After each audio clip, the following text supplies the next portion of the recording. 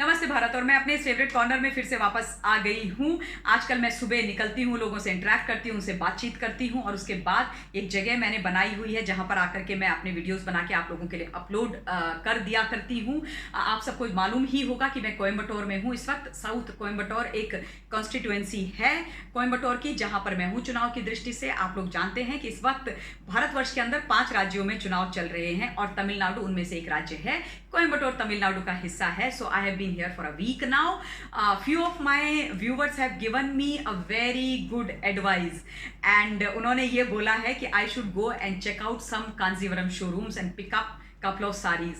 So thank you so much for this advice and trust me, I have taken it very seriously. I am going to go and definitely check out Kanzivaram showrooms and मुझे ये भी पता है कि मुझे पसंदी भी कुछ आने वाला है और मैं लेने भी वाली हूँ। अब मैं उस विषय पर आना चाहती हूँ जिसके लिए मैंने ये वीडियो बनाने का सोचा, और ऑब्वियसली वो है कानून को धता बताने वाला, खाकी वर्दी पहन करके गुनाहों को अंजाम देने वाला कॉप सचिन वाजे, जो एनआईए की गिरफ्त में है। आप सब लोगों को अब तक पता चल ही गया होगा कि कल सचिन वाजे एनआईए के सामने रोया, गिड़गिड़ाया, बोला कि मैं स्केप गोट हूं, मुझे स्केप गोट बनाया जा रहा है, मेरी कोई गलती नहीं है, मुझे कुछ पता नहीं है, मैं सिर्फ एक बलि का बकरा हूं।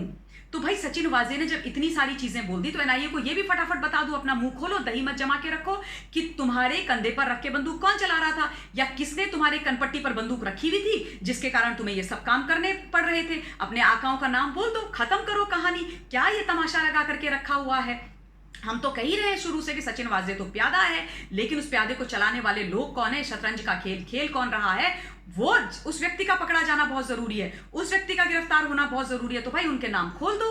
और दूसरी बात, सचिन वाजे आज अपने आप को बोल रहा है कि मैं बलि का बकरा हूं। जब इतनी बड़ी बड़ी महंगी महंगी करोड़ों की गाड़ियों में घूम रहा था तो उसको पता नहीं था कि उसको क्यों ये सारी चीजें फैसिलिटीज दी जा रही हैं, उसको क्यों ये चीजें आउट ऑफ टर्न चीजें दी जाती हैं जो वो डिजर्व भी नहीं करता है। ये गाड़ियां, ये ऐशो आराम, 5 स्टार होटल में चेक इन करना, फेक आईडी कार्ड लेकर के लाखों रुपए का बिल कोई भर रहा है, तब उसको समझ में नहीं आया था कि वो एक स्केपगोट है या उसका कोई इस्तेमाल कर रहा है। या सचिन वाजे को तब ध्यान नहीं आया था जब उसको इस तरीके से बहाल किया गया था रातों रात। सचिन वाजे को तो पता था ना कि उसके ऊपर चार्जशीट है, हाईकोर्ट में केस चल रहा है और उसकी बहाली नहीं हो सकती किसी भी कानून के तहत। पर जब इलीगल तरीके से उसकी बहाली हुई तब उसको समझ में नहीं आया था कि क्यों उसकी बहाली कराई जा रही है, किस चीज के लिए उसका इस्तेमाल होने वाला है। तो तब उसने क्यों मना नहीं किया भाई कि मुझे बहाल नहीं होना, या फिर वो बड़ी बड़ी महंगी महंगी करोड़ों की गाड़ियों में घूमने से क्यों मना नहीं किया, 5 स्टार होटल में जाकर के रहने से मना क्यों नहीं किया, ट्राइडेंट में जिसका 12-12, 13-13 हजार रुपए एक रात का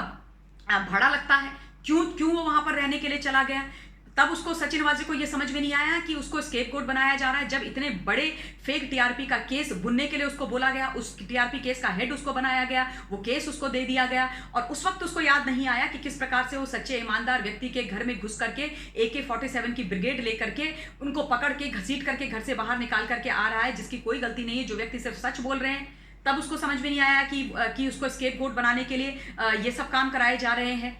तब उसको स्केपगोट ध्यान नहीं आया जब एंटीलिया के बाहर इतना बड़ा आतंकी हमला कराने के लिए उसको भेजा गया। तब उसको स्केपगोट बनना ध्यान नहीं आया जब मनसूख हिरेन की हत्या का ये तमाम प्रपंच बुना गया। तब ये सब चीजें याद नहीं आई, कल अचानक से याद आ गया। और अब याद आ गया तो नाम बता दो। मनसूख हिरेन की मैंने हत्या की बात करी, आप सब लोगों को पता चल ही चुका होगा कि अब ये तमाम चीजें निकल करके बाहर आ रही हैं कि मनसूख हिरेन को जो विनायक शिंदे है, जिसको अब एनआईए ने ले लिया है, जिसको गिरफ्तार कर लिया है, वही कॉप कांस्टेबल जो 2006 से उम्र कैद की सजा पा रहा है, पैरोल में पिछले साल छूटा था कोविड के चलते एक हत्या के मामले में, उस विनायक शिंदे ने तावड़े बन करके मनसूख हिरेन को फोन किया था और उस सिम से किया था जो गुजरात से वो बुकी लेकर के आया था। उसके बाद मनसूख हिरेन को बुलाया गया, गाड़ी में बिठाया गया और उसके बाद पहले उसको क्लोरोफॉर्म सुंघाया गया और फिर उसको मारा गया गाड़ी के अंदर, फिर उसका शव फेंका गया। ये पूरी का पूरी चीज अभी हर जगह हर मीडिया में है और कहते हैं कि उस वक्त सचिन वाजे भी उसी गाड़ी में मौजूद था। उसके बाद उसने एक डांस बार को रेड करने का जो तमाशा था वो किया था, अपना फोन वहां पर भेज करके। अब आप सोचो, जब इतनी सारी चीजें तुम अपने दिमाग से बुन रहे हो, इतने खतरनाक स्टोरी स्क्रिप्ट तुम लिख रहे हो और उनको अंजाम दे रहे हो, तब तुमको ध्यान नहीं आया कि तुम्हारा जो अंत है वो कितना बुरा होगा। जब तुम इतना लोगों के साथ बुरा कर रहे हो तो तुम्हारा अंत कितना बुरा होगा। और ये सचिन वाजे जो मनसूख हिरेन को अपना दोस्त बोलता था, कहता था कि वो मेरा, मनसुख हिरेन ने बोला कि हम दोनों बहुत अच्छे दोस्त थे, हम लोग फ्रेंड्स हैं। वो सचिन वाजे आज बोल रहा है कि मैं स्केपगोट बन गया। और कई बार मैं जब इस प्लॉट के बारे में सोचती हूँ ना, तो मुझे लगता है कि कहीं ऐसा तो नहीं था कि इनका यही प्लान था अर्नब गोस्वामी जी के साथ भी। क्योंकि अभी तक मुझे याद है कि किस प्रकार से बोला गया था कि अर्नब गोस्वामी सुसाइड करेंगे, एक मंत्री के द्वारा बोला गया था। जब उनको अलीबाग से तलोजा शिफ्ट किया गया था, जब वो पूरी जो वैन थी उसको पूरे काले कपड़े से ढक दिया गया था। एंड मुझे अभी तक नहीं भूलता कि किस प्रकार से अर्नब जी जोर जोर से बोल रहे थे वैन के अंदर से कि मेरी जान को खतरा है, my life is in danger. तो अब मुझे लगता है कि बिल्कुल उन्होंने सही सोचा था। बिल्कुल पता नहीं क्या प्लान था सचिन वाजे का, पता नहीं क्या करने वाला था मिस्टर अर्नब गोस्वामी के साथ भी। लेकिन वो कहते हैं ना, जाको राखे साइयां मार सके ना कोई। और पूरी देश की जनता अर्नब जी के साथ खड़ी हो गई तो वो बच गए। लेकिन अब तो समझ में आती हैं इनकी सारी चीजें।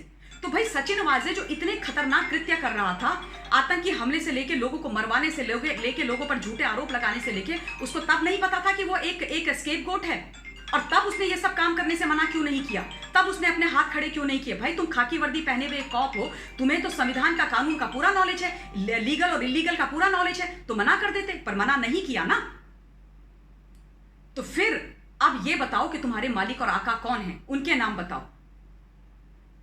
जिस प्रकार से सचिन वाजे को रीइंस्टेट किया गया, उसके बाद सचिन वाजे की डायरेक्ट जो रिपोर्टिंग थी एक एपीआई की सीपी से करा दी गई।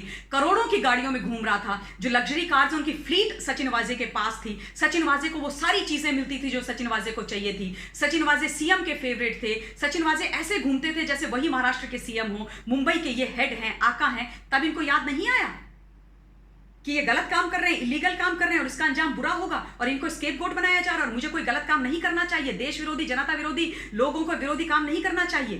तब तो ये कर रहे थे, एक के बाद एक चीजें कर रहे होते, और आज स्केपगोट कर रहे हैं। मैं भी खुद कह रही हूं कि सचिन वाजे सिर्फ एक प्यादा है, उससे ऊपर कुछ नहीं है। और मैं खुद कह रही हूं कि सचिन वाजे तक ये जो पूरी इन्वेस्टिगेशन है वो नहीं सिमट जानी चाहिए। सचिन वाजे से कौन काम करवा रहा था, कौन सचिन वाजे के पीछे, उन लोगों का बाहर निकलना बहुत ज्यादा आवश्यक है। ये बात तो हम सारे लोग कह रहे हैं। लेकिन आश्चर्य की बात यह है कि जब अपने पर बनाई तो सचिन वाजे ने बोल दिया कि मैं स्केपगोट हूं। स्केपगोट हो तो अब तो जो तुमने किया है उसका तो अंजाम और उसका फल तो भुगतना पड़ेगा। लेकिन उन तमाम लोगों के नाम भी बाहर निकाल करके दो जिन्होंने तुम्हें स्केपगोट बनाया, जो तुम्हें बलि का बकरा बना रहे थे, जो तुम्हें काट रहे थे, जो तुम्हें काटने की तैयारी कर रहे थे। और तुम्हें तो ये पता रहा होगा कि एक ना एक दिन मैं कटूंगा। अगर ये सब चीजें करूंगा तो भाई बलि का बकरा बनने के लिए तैयार क्यों हुए? एनीवेज, जैसी करनी वैसी भरनी, बुरे काम का बुरा नतीजा। अब उन लोगों के नाम बाहर निकाल करके आने बहुत आवश्यक हैं जिन्होंने ये पूरा अंजाम दिया, मुंबई को क्राइम नगरी बना दिया, हमारी आर्थिक जो कैपिटल है भारतवर्ष की उसको क्राइम की कैपिटल बना दिया। हर गलत चीज के लिए आज पूरी जगह मुंबई प्रसिद्ध हो गया है। यह शर्म की बात है और इसलिए अब इन सारी चीजों का खुलासा होना बहुत जरूरी है और जो लोग गलत हैं उनको सजा मिलनी बहुत जरूरी है। अब मैं अपनी वाणी को विराम देती हूँ, मेरे फोन लगातार आ रहे हैं। आप सब लोग अपना ध्यान रखिएगा। बहुत बहुत धन्यवाद। Stay blessed. जय हिंद।